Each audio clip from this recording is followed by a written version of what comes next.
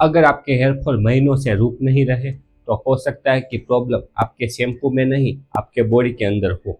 और सीरियसली बात, बहुत सारी महिलाएं ऐसी है जिसको पता ही नहीं चलता जब तक इसके सिर में से बाल चले नहीं जाते। हेयर फॉल साइलेंटली स्टार्ट होता है। जब भी आप कंघी करते हो तो उसमें कुछ बाल आ जाते हैं, शावर लेने जाते हो तब भी कुछ बाल निकल आते हैं, जब भी आप सोते हो तो पिलो में कुछ रह जाते हैं। वैसे करके धीरे धीरे ये बढ़ने लगता है।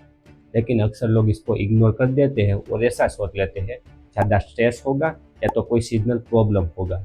लेकिन रियलिटी कुछ और ज़्यादा सीरियस भी हो सकती है। अगर आपको लगता है कि कुछ ऐसे एक्सपेंसिव शैम्पू लेके आप अपने हेयर फॉल को रोक दोगे तो सबसे बड़ी आप गलती कर रहे हो।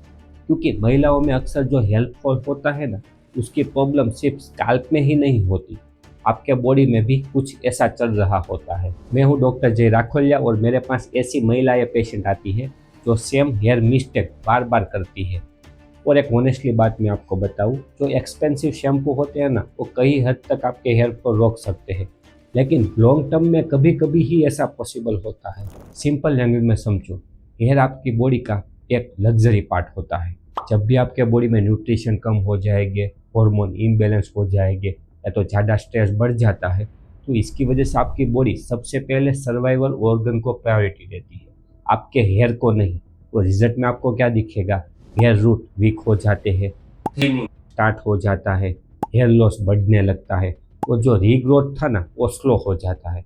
यहाँ पर बाहर से जो लगाने वाली प्रोडक्ट होती है ना, वो काम में आपको नहीं आएगी। अगर आप ब्रेकफास्ट में सिर्फ चाय और कॉफ़ी लेते हो, मिल्क को स्किप कर देते हो, क्रश डाइट फॉलो करते हो हो सकता है कि आप अनलोनली हेयर रूट को वीक बना रहे हो। क्योंकि हेयर सिर्फ ऑयल और शैम्पू से हेल्दी नहीं होने वाले हैं, उसको भी अंदर से फ्लूइड चाहिए। फ्लूइड यानी कि जिंक, बायोटिन, आयरन और प्रोटीन। और जब भी ये सब न्यूट्रिशन की आपके बॉडी में कमी हो जाती है, तब आपकी बॉडी सर्वाइवल मोड में चली जाती है।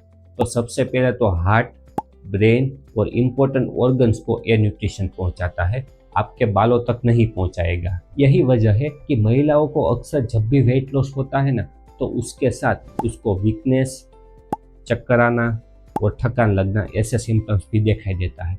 और स्पेसिफिकली आयरन डेफिशिएंसी एनीमिया वाली महिलाओं में कॉमन दिखाई देता है। और शॉकिंग सी बात यह है कि बहुत सी ऐसी महिलाएं हैं जिसको पता ही नहीं होता कि उसकी बॉडी में आयरन ऑलरेडी कम चल रहा है। लेकिन यहाँ पर सबसे बड़ी मिस्टेक क्या है? अक्सर लोग मल्टीविटामिन स्टार्ट कर देते हैं लेकिन डाइट को इम्प्रूव नहीं करते। रियलिटी ये है कि सप्लीमेंट तभी काम करते हैं जब आप डेली न्यूट्रिशन को स्ट्रॉन्ग रखोगे। इसीलिए मील में अक्सर प्रोटीन को ऐड करना इम्पोर्टेंट है, जैसे कि दाल, एग, पनीर और दही। साथ में आपको आयरन वाली चीज़ें भी ऐड करनी है, जैसे कि पालक, बीट रूट, जगरी। लेकिन प्रॉब्लम यही ख़त्म नहीं होती है। कभी कभी महिलाएं हेल्दी खाना खाती है फिर भी उसको हेयर फॉल देखने को मिलता है।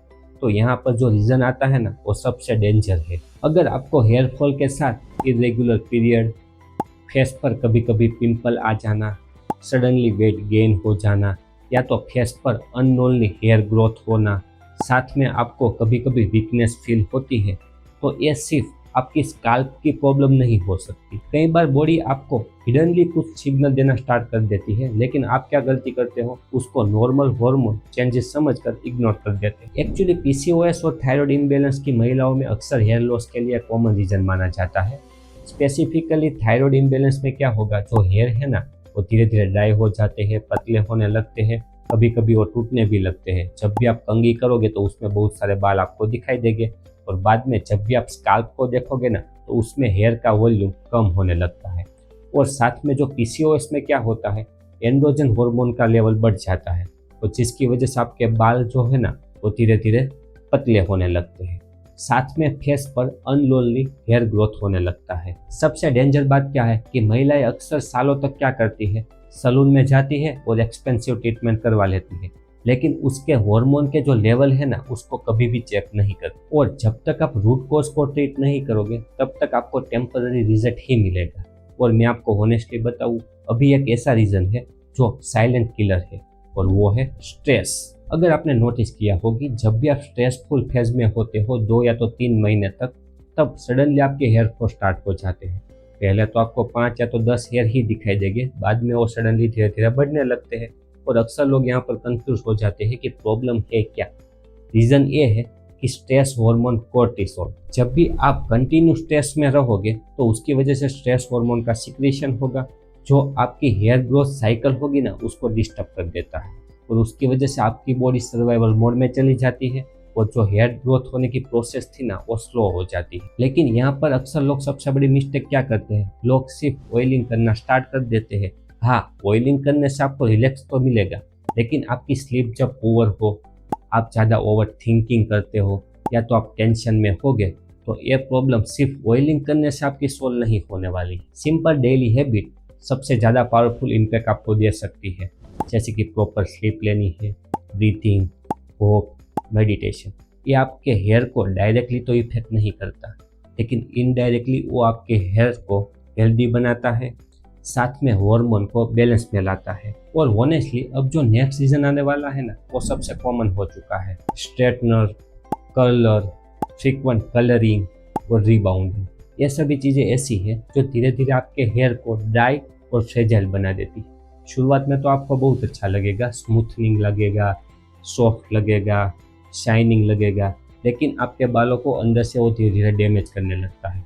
कभी कभी आपने सुना होगा, ये मेरे बाल इतने पतले क्यों हो गए हैं। रियलिटी ये है कि कई बार प्रॉब्लम आपके हेयर रूट में नहीं होती है, हेयर सिर्फ ब्रेक हो रहा होता है। और यहाँ पर शैम्पू को लेकर एक मिथ बात ये भी क्लियर करना जरूरी है कि एक्सपेंसिव शैम्पू आपके हेयर लॉस को नहीं रोक सकते, क्योंकि वो सिर्फ आपके स्काल्प को क्लीन ही करता है, ना कि कोई हार्मोन या तो न्यूट्रिशन डेफिशिएंसी को फील करेगा। अगर आपके बॉडी में आयरन डेफिशिएंसी है, हार्मोन इम्बैलेंस है, ज़्यादा स्ट्रेस है, तो शैम्पू यहाँ पर काम नहीं आएगा। लेकिन इसका मतलब ये नहीं है कि स्काल्प केयर करना बंद कर दो। डर्टी स्काल्प हो, डैंड्रफ, ऑयलीनेस, ये सभी चीज़ें ऐसी है जो आपके हेयर रूट को धीरे धीरे वीक बना देती है।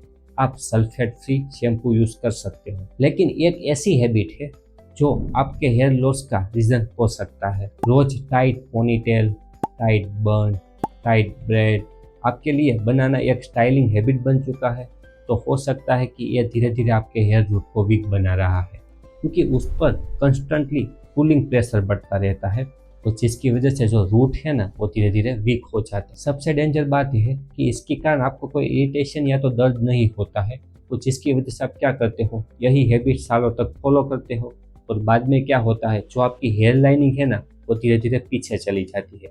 वो स्पेसिफिकली आपको कहाँ पर दिखाई देगा, फोरहेड पे। इसका सिंपल सॉल्यूशन ये है कि आपकी हेयर स्टाइल टाइट नहीं होनी चाहिए, थोड़ी सी उसको लूज रखें।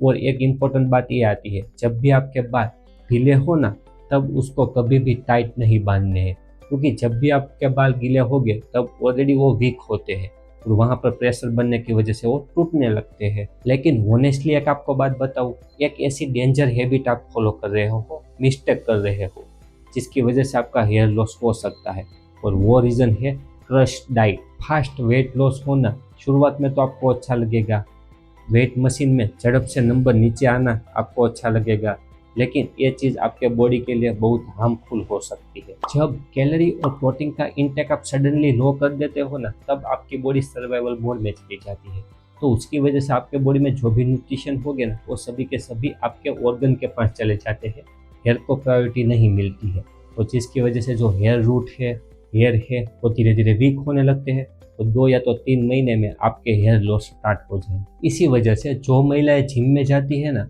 वो अक्सर ऐसा कहती है कि वर्कआउट के बाद मेरे हेयर फॉल बढ़ गए हैं। रियलिटी में प्रॉब्लम वर्कआउट की वजह से नहीं होता है, प्रॉब्लम इम्प्रॉपर न्यूट्रिशन की वजह से होता है, जो आपके बॉडी को फुलफिल नहीं हो पाता। अगर आप पोस्टपार्टम या तो डिलीवरी के बाद आपको हेयर फॉल स्टार्ट होते हैं तो ये नॉर्मल है। आप सिर्फ न्यूट्रिशन, प्रॉपर स्लीप और ज़्यादा हाइड्रेशन पर फोकस करिए, ऑटोमेटिकली सब कुछ इम्प्रूव होने लगेगा। अब कुछ ऐसी प्रैक्टिकल टिप्स मैं आपको बताता हूँ जिसकी वजह से आपको फास्ट इम्प्रूवमेंट मिल सके।